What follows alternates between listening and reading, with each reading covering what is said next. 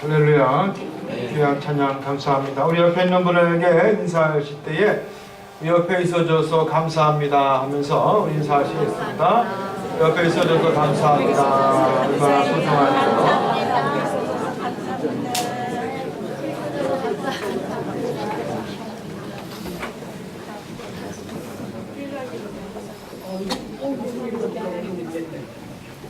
옆에 있는 분이 정말 옆에 있어서 감사하세요? 네. 정말 그러셔야 돼요. 여러분 얼마나 귀한 존재입니까? 한 사람 한 사람 여러분 귀하게 여기고 그 사람 때문에 내가 살 수 있다고 하는 생각을 꼭 여러분 하시고 잊지 마시기 바랍니다. 네. 말은 잘해. 툭하면 삐지고 툭하면 눈 흘키고 툭하면 그러면서 말이 아주 잘해야지, 그죠? 말 잘해야죠. 여러분 북한이 말이죠, 남한에 쳐들어오지 못하는 몇 가지 이유가 있더라고요. 몇 가지 이유가 있는데, 옛날 같으면은 우리가 그런 소리 했어요. 옛날에 방위들 있잖아. 방위들 아침에 출근할 때 보면은 대학생 가방 시커먼 거, 그 안에 뭐가 들었는지 아세요? 우리끼리는 다 알고 있지만 북한에서는 그 시커먼 가방 안에 뭐가 있는지 몰라서 못 쳐들어갔다는 거예요. 기억 안 나세요? 옛날에 아침 7시면은 방위들이 버스 타려고 줄을 쫙 섰는데 다 시커먼 가방 들고 있었다고. 그 안에 변또가 있었는데 북한에서도 도대체 그 안에 뭐가 있는지 몰라서 못 쳐들어왔다는 거예요. 또 요즘은 북한이 한국을 쳐들어오지 못하는 이유가 워낙 총알택시가 많아서, 그리고 술집마다 폭탄주가 있어서, 또 식당마다 뭐가 있어요? 부대찌개가 있어서 도대체 무슨 부대인지 알 수 없다는 거죠. 또 제가 보기에는 차가 막혀서 못 올 것 같아요. 근데 요즘 또 북한이 한국에 쳐들어오지 못하는 이유가 뭐냐면은 아시는 분? 중이가 많아서. 중학교 2학년생 제일 무서운. 그래서 지나가다가 중학교 2학년들하고 눈을 마주치면 여러분 어떻게 하셔야 돼요? 눈 깔아야 되는 거예요. 걔네들은 위아래도 없고 할머니 할아버지도 없어. 무서운 중이를 보면은 여러분 무조건 피하시기 바랍니다. 중이. 그래서 북한에서 중이가 무서워서 우리 남한에 쳐들어오지 못한대요. 근데 성경에서 보면은 이 중이와 같은 존재가 있습니다. 바로 오늘 본문 말씀에 나오는 가인이에요. 가인, 중이. 하나님이 뭐라 그래도 화를 내고 말이죠. 자기가 원하는 게 되지 않으면 화를 내는, 심지어 동생을 쳐 죽인 이 가인을 우리는 성경에서 볼 수가 있습니다. 지난번에 한번 우리가 에서와 야곱을 비교하면서 성경 말씀을 읽었는데, 성경을 읽다 보면 우리 하나님께서 이런 극적인 대비를 통해서 많은 것을 가르쳐 주십니다. 에서 야곱의 이야기도 있지만 사울왕과 다윗왕의 이야기도 있고 10명의 전당꾼과 여호수아와 갈렙의 이야기가 있죠. 오늘은 여러분 이 가인과 아벨, 이 두 사람을 한번 주목해 보시기 바랍니다. 우리 하나님께서 두 사람을 대조시켜서 과연 우리에게 무엇을 배우게 하시려는지 이 시간 배울 수 있고 깨달을 수 있는 귀한 시간이 되기를 원합니다. 우리가 본문 4장을 읽기 전에 여러분 3장은 다 아실 거예요. 아담과 하와가 사고 친 내용이 창세기 3장에 나옵니다. 하나님이 먹지 말라는 거. 주변에 먹을 것이 그렇게 넘치고 쌓였는데 굳이 아담과 하와는 뱀의 유혹을 이기지 못하고 먹지 말라고 하는 선악과를 먹는 대형 사고를 칩니다. 여러분 이 사고를 우리가 신학적으로 뭐라고 그래요? 원죄라고 하죠. 이 원죄. 이 3장과 4장은 밀접한 관계가 있는데 이 3장 안에서는 아담과 하와 가운데 죄가 잉태되기 시작합니다. 죄가 잉태되고 열매를 맺기 시작하더니 4장에서는 이 죄가 누구에게 이어지느냐? 그 가족 가운데 이어진다는 거예요. 가족 가운데. 자기의 아들인 가인과 아벨이라는 그 가족으로 그 죄가 이어진다는 겁니다.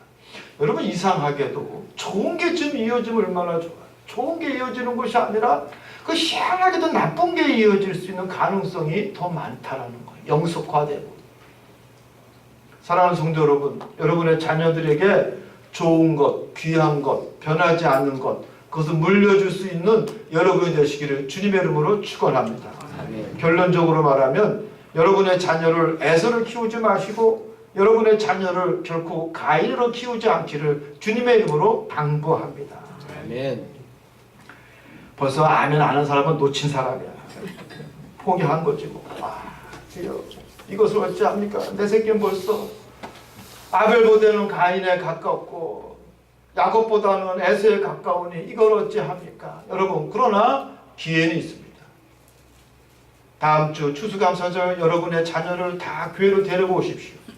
제가 여러분의 자녀를 에서에서 야곱으로, 가인에서 아벨로 분명히 바꿔드리겠습니다. 아멘. 안 데리고 오겠다 이거죠. 아멘 안 하시는 거.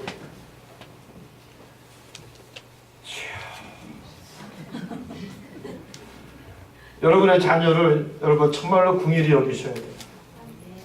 하나님을 알지 못하고 또 하나님을 두려워하지 않고 믿음을 필요치 않는 이 시대에 가인의 자손들이 정말입니다. 내 새끼일 수도 있어요. 여러분 그들을 긍휼히 여기고 아버지 앞에 이끌 수 있는 여러분이 되기를 정말로 간절히 소망합니다. 또 3장에서는 그 죄가 하나님에 대한 것이지만 4장에서는 같은 사람에 대한 것입니다.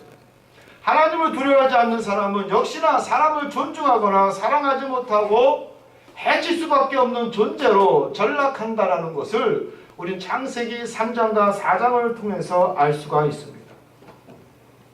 또 가인과 아벨의 이야기를 통해서 우리가 알 수 있는 것은 우리 하나님께서는 희생 제물을 통해 예배를 받으신다는 것이고 또 믿음으로 드리는 그 제사를 기뻐하신다는 것을 알 수가 있습니다.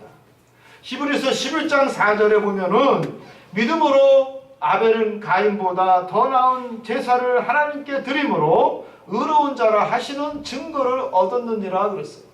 아벨은 무엇으로? 믿음으로 가인보다 더 나은 제사를 드렸다고 했습니다. 따라서 온전한 제사란 하나님이 원하시는 희생 제물을 통해서, 그리고 온전한 제사란 믿음으로 드리는 제사라는 것을 우리는 이 말씀을 통해서 배울 수가 있습니다. 여러분 가인은요 버림받은 죄인을 상징합니다. 그러나 아벨은 비록 언젠가 끝날 수밖에 없는 연약한 육체를 잃었지만 영생의 구원을 받은 자로 상징되고 있습니다. 가인은 자기의 의를 내세우는 자로 상징되고 있지만 아벨은 상한 심령으로 하나님의 의를 구하는 자를 상징하고 있습니다. 가인은 형식적인 신앙 고백자, 자기의 공로를 의지해서 자기의 공로 때문에 구원받을 수 있다라고 착각한 사람을 상징하고 있습니다. 그러나 아벨은 믿음으로 온전한 제사를 드림으로 하나님의 의를 구하는 사람입니다. 그리고 가인은 하나님에 의해서 거절당하고 저주받은 자로 상징되고 아벨은 하나님에게 의로 여겨져서 궁극적 축복을 받은 자로 상징되고 있습니다. 사랑하는 성도 여러분, 이 시간 가인이 아닌 아벨의 제사가 무엇인지 깊게 통찰할 수 있는 시간이 되기를 원합니다. 우리가 보는 한글 성경에서는 우리 4장 3절에 보면은 가인은 땅의 소산으로 제물을 삼아 여호와께 드렸고 라고 나옵니다. 여호와께 드렸고. 그러나 영어 성경이나 원문에서는 드렸다가 아니라 가지고 왔다라는 거. 가지고 왔다. So bring on offering of the God. 그래서 이 아벨과 가인은 자기의 무언가 예물을 가지고 하나님 앞에 드린 것이 아니라 bring the something, 갖고 왔다라는 거. 하나님 앞에 가지고 왔다. 이 말씀을 우리가 가만히 있다 보면은 무엇을 할 수 있느냐? 제사는 아무 데서나 드리는 것이 아니라 하나님 앞에 예배를 드리는 일정한 장소가 있었다는 거예요. 그들이 뭔가를 가지고 왔다라는 거예요. 가인과 아벨이 동시에 그들의 재물을 가지고 왔다라는 거예요. 여러분 이 말씀은요, 아무 데서나 예배를 드리는 것이 아니라 하나님이 기뻐하시는, 하나님이 임하시는 바로 그 장소에서 예배를 드려야 한다는 것을 알 수가 있습니다. 그리고 하나님이 원하시는 바로 그곳에서 예배를 드릴 때 하나님이 원하는 또한 특정한 방법대로 우리는 예배를 드려야 합니다. 그러나 가인은 이를 무시하고 자신의 방법대로 예배를 고집했습니다. 철저하게 구약적 제사는 희생제사였어요. 희생제사. 노아가 새롭게 땅을 얻고 그가 하나님 앞에 번제를 드렸을 때에 우리 하나님께서 그 향기를 받으셨다 그랬습니다. 창세기 15장에서도 아브라함이 하나님 앞에 번제를 드렸을 때에 횃불이 쪼갠 그 고기 사이로 지나더라 그랬어요. 그러니까 하나님이 원하시는 일정한 장소에 하나님이 원하시는 방법대로 뭘 해야 돼요? 번제를 통해서 희생 제사를 드려야 한다는 거예요. 그러면 하나님께서 직접 불을 내리셔서 그 고기 사이를 지나는, 이게 하나님이 원하는 제사 방법이에요. 그런데 보십시오. 가인은 하나님이 원하는 방법대로가 아니라 자기가 원하는 방법대로 제사를 드렸다는 거예요. 결정적으로 하나님께서 왜 가인의 제사를 받지 않은 이유, 바로 여기에 있습니다. 자기의 방법대로 자기의 죄를 고백하면서 자기의 죄를 대신할 희생 제물을 드려야 하는데, 가인은 자기의 방법대로 자기가 좋은 대로 땅의 소산을 드렸습니다. 가인은요, 그래도 나름 신실한 사람이었습니다. 아담과 하와 자기 어머니 아버지에게 하나님이 어떤 분인 줄 알았어요. 하나님을 대면할 수 있는 사람이었어요. 그러나 하나님을 믿는 사람이었지만 결국 자기의 의와 자기의 공로가 더 중요한 사람이 되었기 때문에 결국 그의 제사는 거절되고 맙니다. 히브리서 9장 22절에 보면은 피 흘림이 없은즉 사함이 없느니라. 이 말씀을 그는 깨닫지 못했습니다. 열심히 농사졌죠. 땀을 흘리면서. 그리고 농사진 그 결실과 열매를 맺었을 때 여러분 얼마나 흐뭇했겠어요. 얼마나 흐뭇했겠어요. 농사지면 그 호박 하나, 고추 하나, 배추 하나도 정말 소중하잖아요. 시장에서 사는 거하고 다르더라고요. 직접 재배해서 키우게 되면 얼마나 소중해요.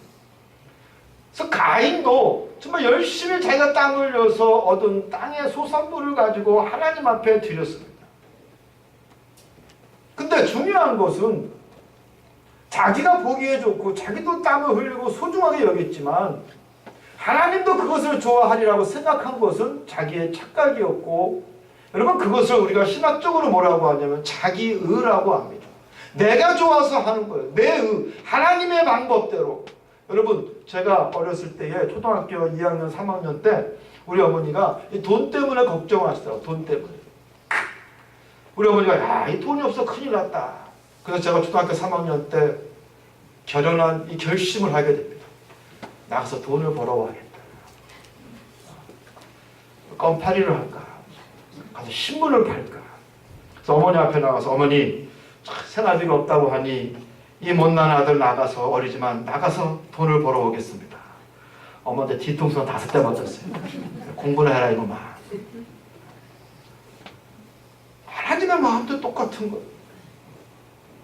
내가 원하는 것은 이것인데 가인은 자기가 보기 좋다고 해서 하나님의 원하는 번제가 아니라 땅의 소산물을 드렸다는 거예요. 자기의 의와 자기의 공로를 믿었던 가인을 우리는 기억해야 합니다. 또 하나님께서 가인의 제사를 받지 않은 이유가 있습니다. 3절에 보면은 세월이 지난 후에 가인은 땅의 소산으로 제물을 삼아 여호와께 드렸고, 가인은 아까 말씀드린 것처럼 땅의 것으로 하나님께 제사를 드렸다고 했습니다. 이 내용만 보면요, 가인이 무엇을 잘못했는지 알 수가 없죠. 제가 옛날에 농촌에서 목회했을 때에 이 농부들이 이 말씀을 좀 싫어하는 경향이 있어요. 왜냐? 아니 목사님, 하나님은 농부들을 싫어하고 저 옆에서 목장하는 김집사만 좋아하는 것 같습니다. 열심히 농사 줬는데 왜 우리 하나님께서 그걸 받지 아니하셨느냐 하면서 아주 우리 저 시골에 농사 짓는 집사님들은 이 말씀을 그렇게 썩 좋아하진 않아요. 우스갯소리로 우리 하나님은 이 저 목축이나 양 치는 사람을 더 좋아하시나 보다. 고기 더 좋아하시나 보다. 그러니까 중요한 것은 뭐냐면은 5절과 7절의 말씀을 보면은 하나님께서 또 왜 가인의 재물을 받지 않으셨는지 알 수가 있습니다. 우리 5절에 보면은 가인과 그 재물은 연락하지 아니하신지라 가인이 심히 분하여 안색이 변하니 그랬어요. 하나님께서 이것도 중요한 건요. 가인의 제사만 받은 거 안 받으신 것이 아니라 가인까지도 거절했다는 거예요. 가인까지도 하나님께서 거부하셨다는 겁니다. 그래서 가인과 그의 재물은 받지 아니하신지라 가인이 몹시 분하여 안색이 변하니.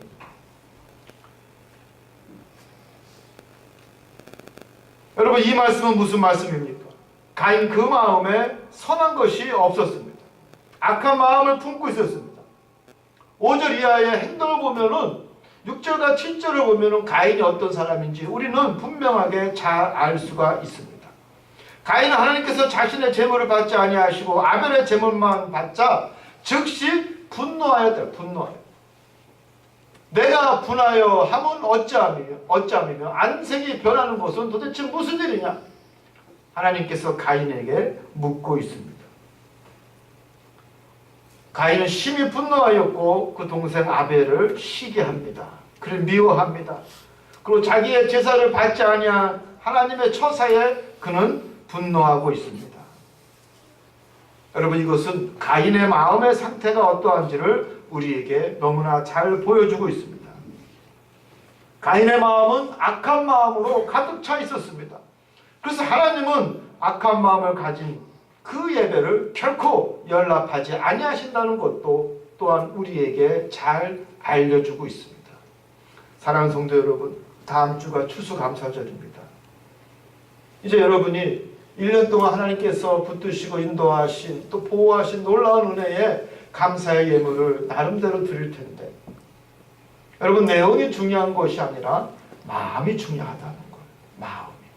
악한 마음으로 드리는 것이 아니라 분한 마음으로 드리는 것이 아니라 시기하는 마음으로 드리는 것이 아니라 아벨과 같이 믿음의 마음으로 정성으로 하나님 앞에 예물을 드릴 수 있는 여러분이 되기를 주님의 이름으로 축원합니다.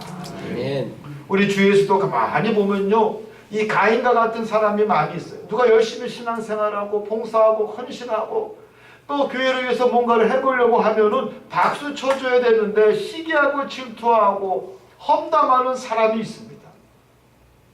가만히 보면은 왜 그럴까라고 생각했는데 가인과 아벨의 이야기를 읽어보면요, 우리의 마음 속에도 여전히 가인의 마음이 있구나.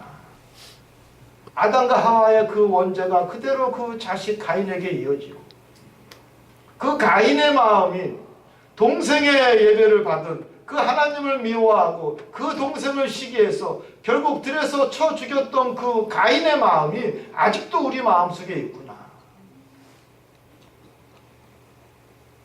사랑하는 성도 여러분, 여러분의 마음을 한번 성찰해 보시기 바랍니다.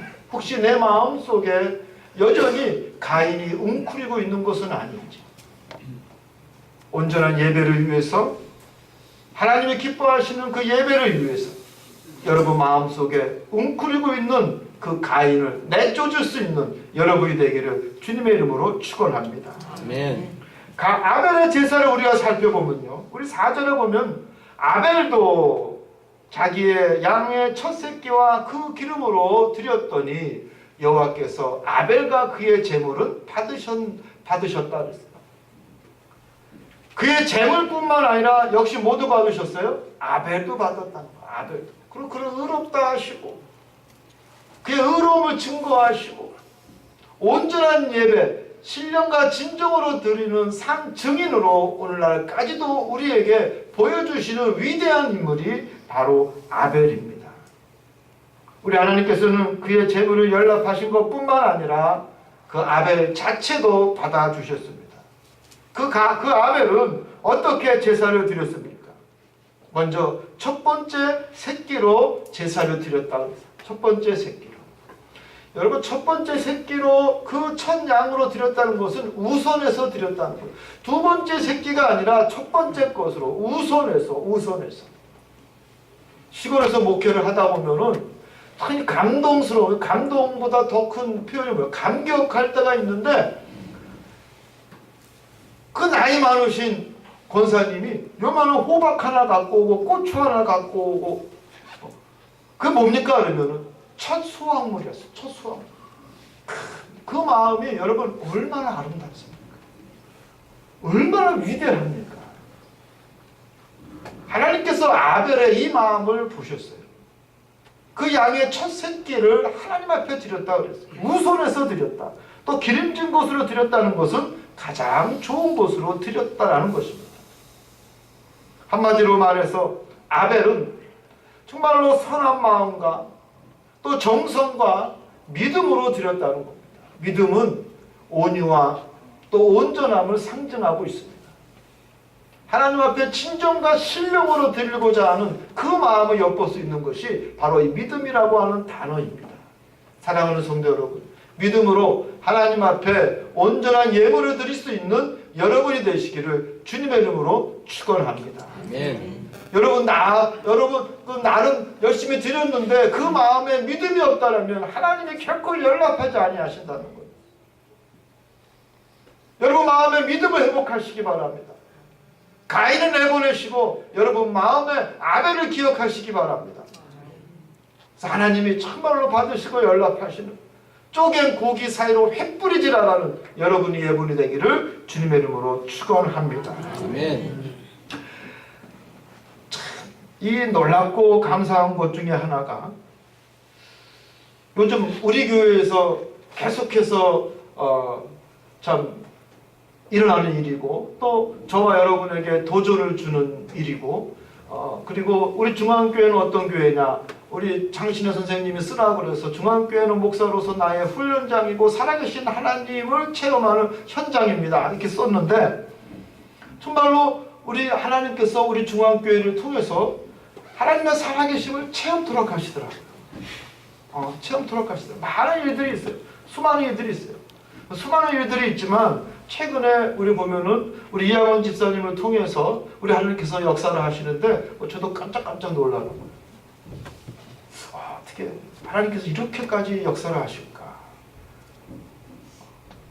저에게 새로운 의미를 주시고 새로운 목적을 갖게 하시고 또 열정을 회복시켜 주시는 그 하나님의 은혜에 저는 정말로 놀라고 있습니다. 그래서 이번 금요일에도 우리가 한 달 전에 장욱조 목사님을 모시고 우리가 이 찬양 간증 집회를 했잖아요. 가수였던 장욱조, 제가 찾아보니까 뭐 어마어마하게 지금 40, 50대가 좋아하는 이 히트곡에 아마 상당수가 이 양반이 다 작곡을 했더라고요. 어쨌든 가수였던, 우리가 저처럼 점잖은 사람 입장에서 보면 날라리라 그러나? 딴따라였던, 그리고 세상에서 온갖 기쁨과 이 모든 걸 누렸던 한 인간 장욱조가 어떻게 예수 믿고 목사가 됐는지를 나름 자기 노래와 더불어서 간증을 했는데 많은 분들이 은혜를 받으셨어요. 그래서 다시 한번 우리가 장욱조 목사님을 모셔서 간증을 들었으면 좋겠다, 그냥 그런 제의를 하시더라고요. 그러면서 우리 이학원 집사님을 중심으로 환희합창단이 결성됐다는 거 아마 여러분 잘 아실 거예요. 이 환희합창단. 이 환희합창단은 아마 작년이죠. 작년에 우리 성가대 우리 그 이학원 집사님 별장에 있는 어디죠? 당진에 갔다가 우리 김시대 장로님하고 우리 이학원 집사님하고 저하고 이렇게 이야기하다가 합창단이 하나 있어요. 합창단. 그런 얘기를 우리가 한번 쭉 했어요. 한의합창단이라는 곳을 결성을 했는데 사실은 저 옆에서 이게 과연 될까? 근데 지금 한 40-50명이 모여요. 40-50명이 모여서 빠짐없이 매주 화요일마다 연습을 하는데 이학원 지사님이 아이디어를 내시더라고요. 반야창단이 이번 금요일 날 주도적으로 참여해야겠다. 근데 아직도 수주보 하시는 분이 많아가지고 나와서 발표는 못 하시고, 그럼 하실 수 있는 분들만 한 20명, 30명만 오셔서 한 3곡 정도 발표하는 것을 명분으로 그 가족들을 다 초청해야겠다. 그래서 한 100명을 계산하고 계시더라고요. 100명. 그래서 제가 그 얘기 들으니까 아주 요즘은 매일 사람들 만나서 꼭 참석하라고, 심지어 시청에서 무슨 또 뭐 위원장 맡으라고 하는 공무원이 찾아왔는데 그날 금요일 날 우리 교회 오면은 내가 생각해 보겠다. 어떻게 다 교회로 불러드리고 있어요. 다 교회로. 여러분 제가 이렇게 보면요, 사람이 시킨다고 이것을 하게 돼요. 인간 이중재 목사가 아무리 내가 이양원 지사님 앞에서 딸랑딸랑 해도 말이죠, 하겠냐고. 할 수가 없어요. 하나님께서 붙드시고 하시기 때문에 이런 역사가 벌어지는 줄 믿습니다. 아멘. 여러분 사람이 100명이 오든 50명이 오든 그 중요한 것이 아니라 우리 하나님께서 보면요, 우리 중앙교회 너무 사랑하시는 것 같아요. 인천 시내에 허다한 많은 교회가 있는데 이런 놀라운 역사를 우리 중앙교회를 통해서 하시기를 원하신다는 거예요. 할렐루야. 아멘. 우리 하나님께서 여러분을 사랑하신다는 거예요.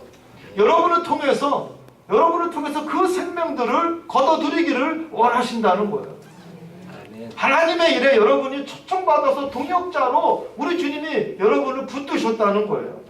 아멘. 여러분 이 일에 정말로 기쁨으로 참여할 수 있는 여러분이 되기를 주님의 이름으로 축원합니다. 아멘. 하나님의 뜻을 알고 분별하고 순종하는 것이 얼마나 중요합니까? 하나님의 뜻이 무엇인지, 하나님의 명령이 무엇인지, 하나님의 계획이 무엇인지 알고 여러분 우리가 분별하고 순종하는 것이 얼마나 중요합니까?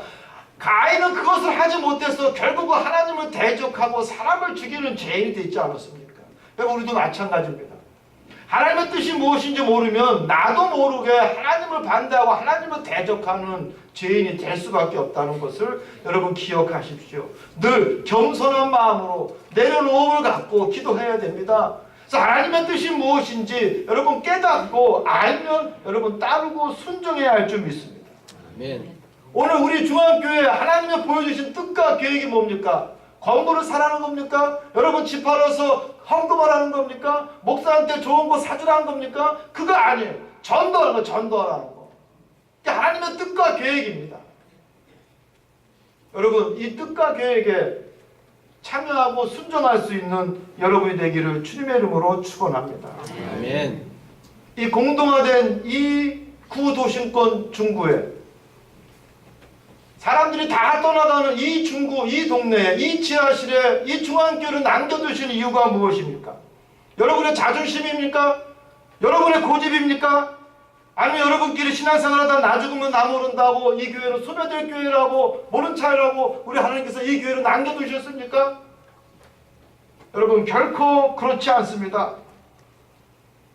소망이 없는 한국교회에 새로운 소망을 햇불이 되라고 우리 중앙교회를 남겨주신 줄 믿습니다. 아멘. 우리가 부흥의 역사를 새롭게 쓸 때에 우리 한국교회는 소망이 있습니다. 우리 교회가 부흥할 때 우리의 부흥이 아니라 여러분 우리 한국교회의 부흥일 줄 믿습니다. 아멘. 하나님의 뜻과 섭리에 순종할 줄 아는 여러분이 되시기를 주님의 이름으로 축원합니다. 아멘. 신명기 6장에 보면은 너는 마음을 다하고 성품을 다하고 힘을 다하여 내 하나님 여호와를 사랑하라 하셨습니다. 여러분 진정 이 말씀에 따르고 싶으십니까? 여러분 마음을 다하시고 말씀 그대로 마음을 다하시고 성품을 다하시고 힘을 다해서 하나님을 사랑하시기 바랍니다. 아멘. 마음과 우리의 성품과 힘을 다해서 우리를 인도하시고 보호하시고 베풀어 주신 하나님의 은혜에 합당한 예물을 드릴 수 있는, 특별히 우리 하나님께서 원하시는 것은 물질이 아니라 죽어가는 생명들입니다. 이 강단에 풍성한 과일과 쌀로 채워지는 것보다 우리 하나님께서는 죽을 수밖에 없는 죄악된 세상에서 헤매고 있는 그들을 하나님의 강단 앞에 불러 세우는 것이 우리 하나님은 더 기뻐하시고 이 강단을 더욱더 풍성하고 아름답게 꾸미는 것이라는 것을 깨닫고, 사랑하는 성도 여러분, 추수감사절에는 하나님 앞에 생명을 죽어가는 생명들을 예물로 드릴 수 있는 여러분이 되시길 주님의 이름으로 축원합니다. 아멘. 기도하겠습니다. 하나님, 우리 모든 성도들 합당한 마음으로 마음과 성품과 힘을 다해서 온전한 예물을 드릴 수 있는 성도들 되게 하여 주시옵소서. 아멘. 하나님이 원하시는 방법, 하나님이 원하시는 방법은 생명일 줄 믿습니다. 여전히 세상 속에서 헤매고 있는 하나님이 사랑하시는 허다한 그 생명들을 수확해서 하나님 앞에 온전한 예물로 드릴 줄 아는 우리 중앙교회 성도들 되게 하여 주시옵소서. 아멘. 그래서 하나님 이 시대에 새로운 부흥의 역사를 쓸 수 있는 중앙교회가 되게 하시고 소문난 교회가 되게 하시고 놀라운 교회 되게 하여 주시옵소서. 아멘.